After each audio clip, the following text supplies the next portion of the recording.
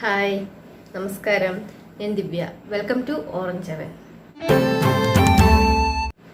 ఈరోజు మనం బజ్జీ మిరపకాయతో ఒక కర్రీ చేయబోతున్నాము.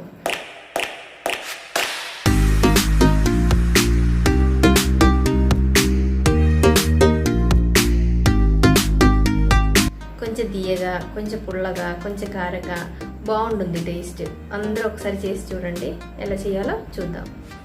ఇలా అంటే ఒక మిరపకాయ కొంచెం స్క్వేర్ పీస్గా కట్ చేసి పెట్టాను, ఎలాగైనా కట్ చేసుకోవచ్చు. అలాగే ఒక ఉల్లిపాయ కొంచెం పెద్ద ముక్కలుగా కట్ చేశాను, కొంచెం కరివేపాకు, కొంచెం టొమాటో, అలాగే కొంచెం అల్లం వెల్లుల్లి పేస్ట్ ఒక స్పూను. ఇప్పుడు కొంచెం చింతపండు నానబెట్టుకున్నాను. ఇప్పుడు ఒక బౌల్ తీసుకొని దాంట్లోకి మనం ఒక స్పూన్ కారం, అలాగే ఒక 1.5 స్పూను ధనియాలు పొడి, అలాగే కొంచెం పసుపు, కొంచెం బెల్లం కావాలి మనకి కర్రీ కోసం. దాన్ని రెడీ చేసి పెట్టుకున్నాక కడాయి పెట్టి మనం ఆయిల్ వేసుకోవాలి. అలాగే తాళింపు వేసాక మనం ఈ కరివేపాకును ఉల్లిపాయలు దాంట్లో వేసి కొంచెం వేయించుకోవాలి. లైట్గా వేగేటప్పటికి మనం అల్లం వెల్లుల్లి పేస్ట్ చేసుకోవాలి. అల్లం వెల్లుల్లి పేస్ట్ కూడా కొంచెం పచ్చివాసన పోయేదాకా వేయించుకోవాలి.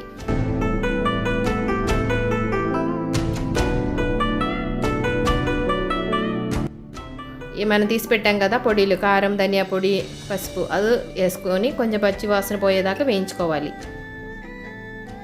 ఇది కూడా కొంచెం లైట్గా వేగాక ఇప్పుడు మనం కట్ చేసి పెట్టిన మిరపకాయ వేసుకోవచ్చు. ఇది ఒక 2 నిమిషాలు కొంచెం ఉప్పు కూడా వేసి కొంచెం బాగా కలిపాక ఒక 2 నిమిషాలు మూత పెట్టి పెట్టండి. కొంచెం ఉడగాలి. ఉడిగేటప్పటికి మనం ఇది బెల్లం కూడా పక్కన పెడదాం రెడీ చేసి. 1 స్పూన్ చాలు బెల్లం, అంటే ఇలా తరిమితే కొంచెం పొడిలాగా వస్తుంది కదా, లాస్ట్లో వేసుకోవచ్చు. ఇది సగం ఉడిగిపోయింది. ఇప్పుడు మనం టొమాటో కూడా వేసుకోవచ్చు. ఇంకా మళ్ళీ టొమాటోతో ఇంకా కొంచెం ఉడిగిద్ది కదా, ఇలా టొమాటో మధ్యలో వేసేసి ఒకసారి మూత పెట్టేస్తే అది కూడా మెత్తబడిపోయిద్ది. ఇంకా ఒకసారి మూత పెట్టండి. టొమాటో కూడా ఉడికింది. ఇప్పుడు ఇది కూడా కొంచెం బాగా కలిపితే బాగా సాఫ్ట్గా అయిపోతుంది, కలిసిపోయిద్ది దాంట్లో. ఇప్పుడు మనం చింతపండు రసం పోసుకోవచ్చు.